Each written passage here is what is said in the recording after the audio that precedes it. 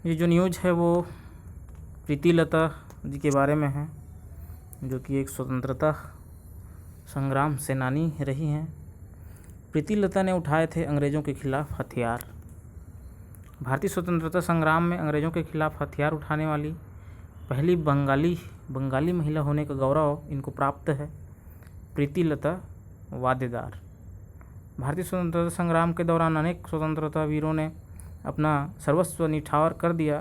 संघर्ष की इस बेला में भारतीय महिलाओं ने भी पुरुष क्रांतिकारियों के कंधे से कंधा मिलाकर साथ दिया।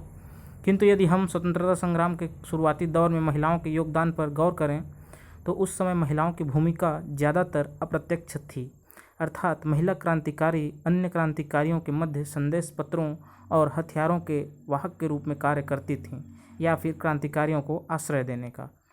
अहिंसक गतिविधियों में भी महिलाओं की कोई निर्णायक भूमिका नहीं थी।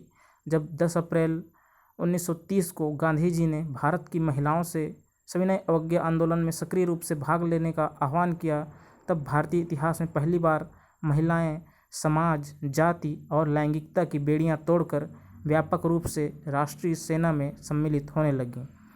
वे सामूहिक रूप से विदेशी कपड़ों की होली जलाने, शराब की दुकानों पर धरना देने और अंग्रेजी शासन की कुत्सित नीतियों का विरोध करते हुए जेल जाने के लिए तैयार होने लगीं। इसी दौरान क्रांतिकारी गतिविधियों में भी महिलाओं की सक्रिय व प्रत्यक्ष भागीदारी को बल मिला।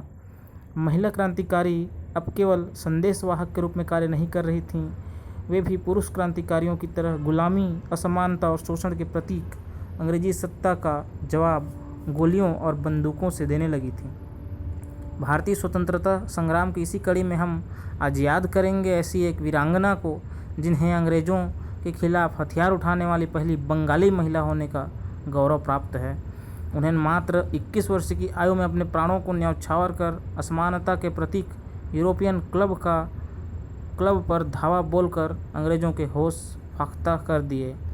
पूर्वी भारत, जो कि वर्तमान बांग्लादेश में एक गांव है चटगांव, इसी गांव में 5 मई 1911 को पिता जगत बंधु और माता प्रतिभामयी के घर एक कन्या का जन्म हुआ। नाम रखा गया प्रीतिलता वादेदार। वह अपने पिता की दूसरी संतान थी। पिता जिला मजिस्ट्रेट कार्यालय में बड़े बाबू थे और मां महिला जागरण में काम करती थीं। प्रीतिलता बचपन से ही बहुत प्रतिभाशाली थीं। 12वीं कक्षा में वह पूरे ढाका कॉलेज में प्रथम स्थान पर रहीं। उन्हें कलकत्ता, वर्तमान कोलकाता के बेथुन कॉलेज से स्नातक किया, किंतु अंग्रेज अधिकारियों ने उनकी डिग्री पर रोक लगा दी। आज़ादी के 65 वर्ष बाद साल 2012 में पश्चिम बंगाल के राज्यपाल M.K. नारायणन की पहल पर प्रीतिलता की डिग्री रिलीज की गई। प्रीतिलता स्कूली जीवन के दौरान बालचर संस्था की सदस्य बनी, जिसमें सेवा भाव व अनुशासन का पाठ पढ़ते हुए ब्रिटिश सम्राट के प्रति आस्था और कर्तव्यनिष्ठा की शिक्षा दी जाती थी। प्रीतिलता के बाल मन में कहीं न कहीं यह बात अखरने लगी थी।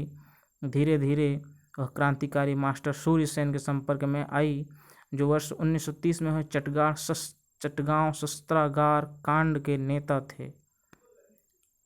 प्रीतिलता वादेदार क्रांतिकारी सूर्य सेन के उनसे भेष बदलकर मिलने लगीं और चटगांव रिवॉल्यूशनरी पार्टी की सक्रिय सदस्य बन गईं।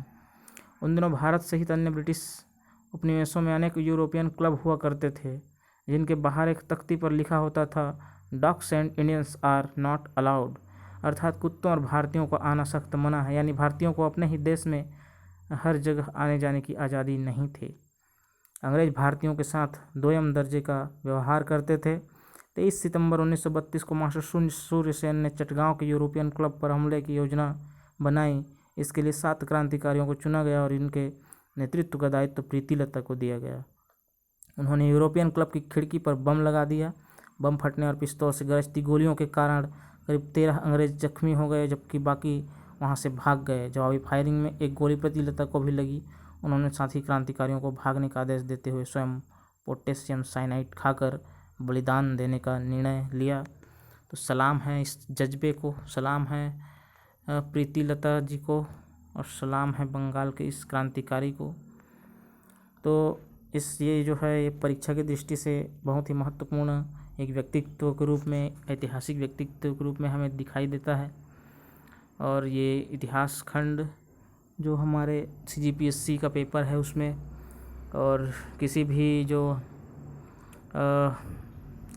बंगाल की ओर की जो क्रांतिकारी घटनाएं हैं उस पर चर्चा करने को बोला जाए तो ये इसका जिक्र इनका किया जा सकता है। साथ ही साथ जो चटगांव शस्त्रागार कांड हुआ था उसको भी यहाँ पर थोड़ा सा उसकी झलक दिखाई दे रही है मास्टर सूर्य सेन के रूप में।